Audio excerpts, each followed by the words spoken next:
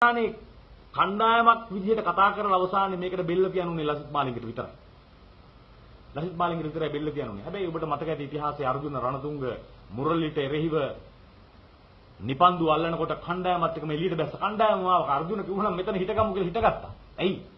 නායකත්වයක් එතන තිබුණා. නායකත්වයට වටේ එකතු වෙලා හිටිය කණ්ඩායම. අද අපේ කණ්ඩායම මම කියනවා වගකීමෙන් කියනවා.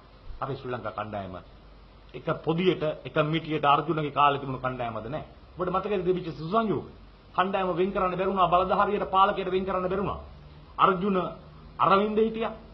ජයසූරිය මාවන්ද හිටියා. සංඝ මහේල හිටියා. සංඝ මහේල හිටියා. මේ හැදිච්ච සබෙදියාවන් අපේ රටේ ක්‍රිකට් පොහොසත් කළා. ක්‍රිකට් එකතු කළා. කණ්ඩායම එකතු කළා. හැබැයි අවාසනාවකට මැතිව්ස්ට බැරි වෙනවා කණ්ඩායම එකතු කරන්න. කණ්ඩායම එක මිටර ගන්න මැතිව්ස්ට බැරි වෙනවා. ඇයි? කණ්ඩායම බෙදලි ඉවරයි පාලකය බෙදලි ඉවරයි. කණ්ඩායමේ ක්‍රීඩකයන්ට එක එක විදිහට එක එක ක්‍රීඩකයන්ට සලකලා එක එක ක්‍රීඩකයන් දිහා එක එක විදිහට බලලා එක එක විදිහට සැලකීම් කළා. කණ්ඩායමේ ක්‍රීඩකයෝ එක එක තැන්වල කියලා ඔවුන්ට අවශ්‍ය තැන්වල කියලා ඉවරයි. කණ්ඩායමක් විදිහට එකට බෙදලි ඉවරයි. වෙන් කරලි ඉවරයි කණ්ඩායම. ආයිමත් මේ පාලකයන්ගේ යටතේ අපේ රටේ ක්‍රිකට් කණ්ඩායම එක මිටියක් විදිහට අපිට දකින්න නොලැබේ. හැබැයි අවාසනාව කියන්නේ ආදරණීය මාතෘන් තමුන්නාසලාගේ මම ඉල්ලනවා. තමුන්නාසලා මාධ්‍යකරු බොහෝ වෙලාවට අපේ රටේ බොහෝ දේවල් ලියන්න අපිට වෙන්නේ නැහැ. අපිට ප්‍රචාරය කරන්න වෙන්නේ නැහැ. හේතුව මාධ්‍ය ආයතනයත් සමහර වෙලාවට පාලකයා අතට අරගෙන. නමුත් ඔබගෙන් මම ඉල්ලනවා අපි නිහඬව හිටියොත් අද අපේ යුතුයකම් ඉටු නොකරොත් කවද්ද අපේ යුතුයකම් ඉටු කරන්න වෙලාවක් එන්නේ. ඒ යුතුයකම් අපිට මගහැරිල්ලපු අවස්ථා ගණනාවක් අපේ ඉතිහාසයේ තියෙනවා. එහෙම අවස්ථාවක් කරන්න එපා කියන ගෞරවණීය ඉල්ලීම කරනවා. ඒ ගෞරවණීය ඉල්ලීම කරනවා. ඒ වගේම මම මේ වෙලාවේ අද තරඟයේ පැවැත්වෙනවා ගාල්ල ක්‍රීඩාංගණයේ ලසිත් මාලිංගගේ ගමේ. මම විශ්වාස කරනවා කෙනෙහිලිකම් මැද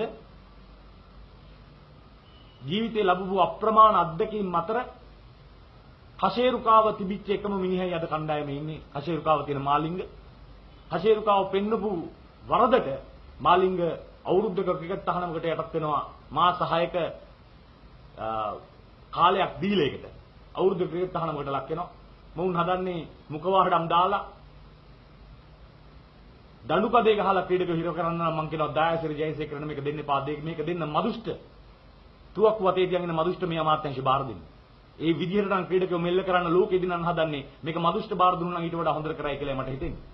මේකේ මේ සියලු තැන්වල මනුස්සකම ගලන්නේ නැත්තම් නායකයා තුල මනුස්සකම ගලන්නේ නැත්තම් කවදාවත් ඉස්සරහට යන්න බෑ. තමුන්නාසලා දන්නවා ලෝකේ ඕනම තැනක ජයග්‍රහණ තිබෙන්නේ එක මිටියට එකතු වෙච්ච තැන්වල විතරයි. පහුගිය තරඟවල පහුගිය ජයග්‍රහණවල හැම එකකම දුන්නේ නායකයාත් එක්ක හිටපු කණ්ඩායමක් ජයග්‍රහණය කළා. තමුන්නාසලට මතක ඇතියේ සියලු ජයග්‍රහණ මාලිංග 20 ලෝක කුසලානේ අරගෙන ආවේ කොයි විදිහේ නායකත්වයක් දීලාද? අර්ජුන රණතුංග 96 ලෝක කුසලානේ දිනාගෙන ආවේ මොන විදිහේ නායකත්වයක් දීලාද කියලා තමුන්නාසලගේ පපුවේ ඇති. නමුත් අද වෙලා තියෙන්නේ අර වැද්දා දලදා අල්ලගත්ත වටුවන්ට වෙච්ච කාරණා අපේ රටේ ක්‍රීඩකයන්ට වෙලා තියෙනවා. ක්‍රීඩා කණ්ඩායමට වෙලා තියෙනවා. පළවෙනි සැරේ වැද්දා ගැහුවා දැල කලින් මීට කලින් ගැහුවා. වටුව ටික ඔක්කොම කිව්වා අපි එකට එක කතා වෙලා එක සැරේට පියාඹමු දලත් එක පියාඹමු කියලා. දලත් එක පියාඹපු හැම වෙලේම අපි දින්නා. මේ සැරේ දල දැම්මා. දල දාපු ගමන් වැද්ද දල දැම්මා. වටුව ටික කිව්වා උඹ ඉස්සෙල් ඉස්සෙයන් මං ඉස්සෙන්නම් උඹ ඵලයන් කියලා. එකෙකුටවත් දල උස්ස ගන්න බැරි වුණා. ඒ නිසා කණ්ඩායමම දෙකතන මිරිකිලා ඉන්නවා. තමන්සලා දන්නවා කණ්ඩායමින ක්‍රීඩකයෝ 11ට හඳුනනහම කණ්ඩායමේ ඉන්න තම ක්‍රීඩකයෝ කී දෙනෙක් එළි ඉන්නවද කියලා. බොහෝ ක්‍රීඩකයන්ගේ පෞද්ගලික පරිගණක. පුද්ගලික පරිගණක කියන ක්‍රීඩකයෝ ගණනාවක් කියනවා මම වෙලාවෙන් නම් හේරි කරන්නේ නැහැ. පුද්ගලික පරිගණීම් ලැබපු ලංකාවේ ක්‍රිකට් අවාසනාවන්ත වෙච්ච නිම කරපු ක්‍රීඩකයා ක්‍රීඩාව අත්හරින්න වෙච්ච. මම කියන්නේ සංගල මහේලගින්ද. සංගල මහේලලා තව ක්‍රීඩා කරන්න හිටපු ක්‍රීඩකයෝ.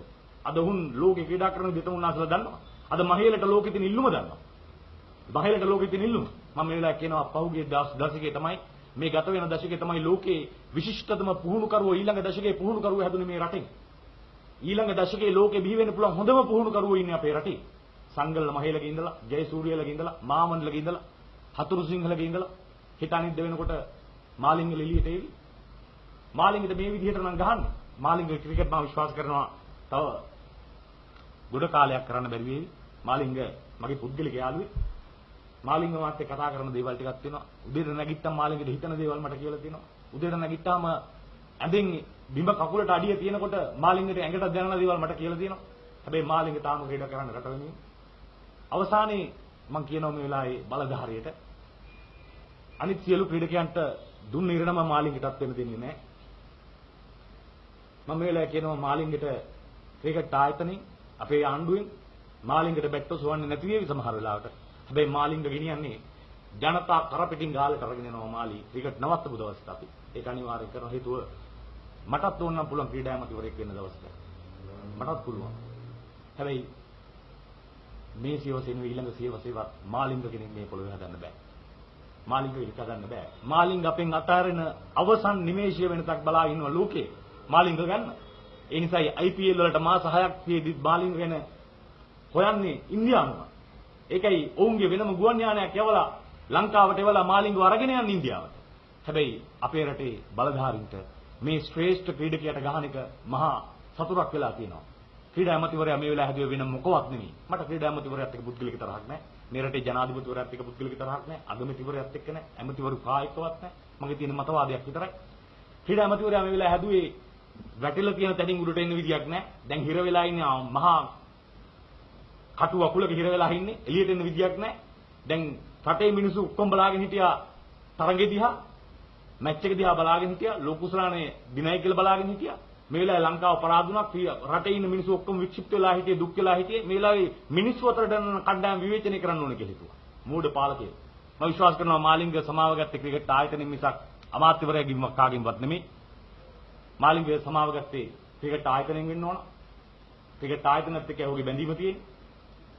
මම විශ්වාස කරනවා අපේ රටේ ක්‍රීඩකයන්ට තියෙන විනය ඇමතිවරුන්ට තිබ්බා නම් අපේ රටේ ක්‍රීඩාව ගොඩාක් ඉස්සරහට යන්න තිබුණා. බැරි වෙලාවත් හරි ලසිත් මාලිංග ඇමතිවරයා වෙලා ඇමතිවරයා ක්‍රීඩා කණ්ඩායමේ හිටියනම් ඇමතිවරයාට මෙච්චර කල් ඔය කණ්ඩායමේ ඉන්න වෙන්නේ නැහැ. හේතුව විනයක් නැති නිසා.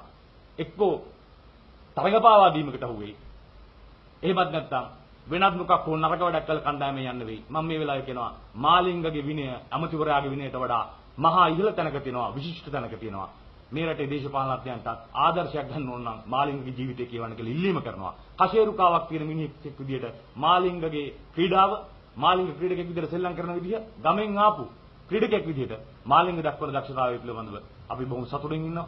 සහ මම මේ වෙලාවේ බලධාරීන්ගෙන් ඉල්ලනවා මේ රටේ ක්‍රීඩාව නංවන නම් කාරණා දෙක තුනයි තියෙන්නේ. පළවෙනි එක පාසලෙන් එළියට එන ක්‍රීඩකයා පළවෙනි තරඟේ එනකොට උන්ට නිසි ගාණක් ගෙවන්න, රුපියල් 7500 එක තරඟයට ගෙවන ගාණ උන්ට නිසි ගාණක් ගෙවන්න. දෙවෙනි එක ඔවුන්ට සෙල්ලම් කරන්න ජිම් එකක් හදන්න. තමුනාසල දාන කෙත්තාරාම විතරයි ජිම් එක තියෙන්නේ. කෙත්තාරාම ජිම් එකක් දැන් සුද්දෙක් පාලනය කරන්නේ. පහුගිය දවසේ තිරිමාන්න යනවා ජිම් එකට ගියාම තිරිමාන්නව හරවල එනවා ආපස්සට තිරිමාන්නව හරවල එනවා. ඊළඟට කරන්න තියෙන්නේ හොඳ තරඟාවලියක් සංවිධානය කරන්න රට ඇතුලේ. හොඳ තරඟාවලියක් සංවිධානය කරාට පස්සේ තරඟ ක්‍රීඩකයන්ට තරඟ තියෙනවා. ක්‍රීඩකයන්ට සහභාගී වෙන්න පුළුවන්කම තියෙනවා. අනිත් පැත්තේ පිටපළාත් වලින් එන ක්‍රීඩකයන්ට නවාතැන් ගන්න පහසුකම් තියෙන නවාතැන් පහසුකම් හදන ඩෝමැට්රියක් හදලා දෙන්න. අඩුතරමේ ස්විමින් පූල් එකක් හදන්න. පොගදොස් ලසිත් මාලිංග ආරාධනා කළා මගෙන් IPL ගහලා මට දෙන සල්ලි වලින් කොමිෂන් එකක් හම්බ වෙනවා 10%ක. ඒ කොමිෂන් එකකින් පුළුවන් ක්‍රිකට් ආයතනෙට පූල් එකක් හදන්න. ඒ සල්ලි වලින් පූල් එකක් හදන්න. මමයි IPL ගහන්නේ නමුත් හම්බ වෙන කොමිෂන් එකෙන් පූල් එකක් හදන්න කියලා යෝජනා කළා. පූල් එකක් හම්බුන්නේ නැහැ. හැබැයි පූල් එකක් හදන්න පටන් ගත්තා. පූල් එක හදන තැන VIP වාහන ගහන වාහන පාක් හදන්න ඕන කියලා පූල් එක අයින් කළා. පූල් එකට වඩා ලොකු වුණා VIP වාහන ගහන තැන. ඊට පස්සේ වැස්සට ප්‍රැක්ටිස් කරන්න net එකක් නැහැ. net එකක් හදන්න ගත්තා. අන්න එක ලෝවා මහ පායේ කණුව ගියන්න තියනවා දැන්. net එකක් නැහැ. වැස්සම සෙල්ලම් කරන්න net එකක් නැහැ. ජිම් එකක් නැහැ. පූල් එකක් නැහැ. ඩෝමෙට්‍රි එකක් නැහැ. හරි ගාණක් ගෙවන්නේ නැහැ. හැබැයි ආණ්ඩුව බලාගෙන ඉන්නේ බඩ නැති මහා බටහිර හැදිච්ච ක්‍රීඩකයෙක්ගේ දේවල් හොයනවා. මම වෙලා කියනවා ලබාගත් සියලු ජයග්‍රහණ ලබාගත්තේ ක්‍රීඩකයන්ගේ හැකියාවෙන් නිසා පාලකයාගේ වැඩවලින් නෙමෙයි. ලබාගත් සියලු ජයග්‍රහණ මීට පෙර ලබාගත් ක්‍රීඩකයාගේ හැකියාවෙන් නිසා පාලකයාගේ බලධාරීන්ගේ තිබිච්ච පහසුකම් සුදුසුකම් වලින් නෙමෙයි. ඒ නිසා අපේ රටේ ක්‍රීඩාව මහා නරක තැනක තියෙනවා.